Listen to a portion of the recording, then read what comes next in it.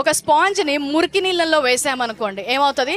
ఆ మురికి నీరంతా కూడా ఆ స్పాంజ్లో నిండిపోతుంది.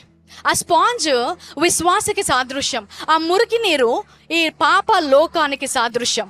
ఈ పాప లోకంలో ఉన్నాం కాబట్టి పాపము మన లోపలికి వస్తుంది. ఇప్పుడు ఆ పాపాన్ని తీసేయాలి అంటే మనకు తెలిసిన మొదటి మెట్టు ఒకటి ఏంటంట, మారు మనస్సు. అంటే మారు మనస్సు చేసినప్పుడు ఏం చేస్తాము?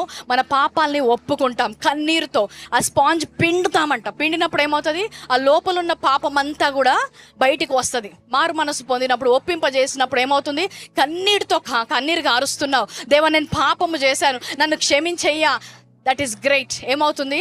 అది పిండబడుతుంది. కానీ ఇప్పుడు పిండిన తర్వాత, అందులో ఉన్న చెడ్డ నీరంతా తీసేసిన తర్వాత మళ్ళీ అదే లోకంలోకి వెళ్ళాలా విశ్వాసి? మళ్ళీ అదే పాపంలోకి వెళ్ళినప్పుడు మళ్ళీ అదే పాపం తన లోపలికి వస్తుంది. ఈ సైకిల్ కంటిన్యూ అవుతూనే ఉంటుంది విశ్వాసం.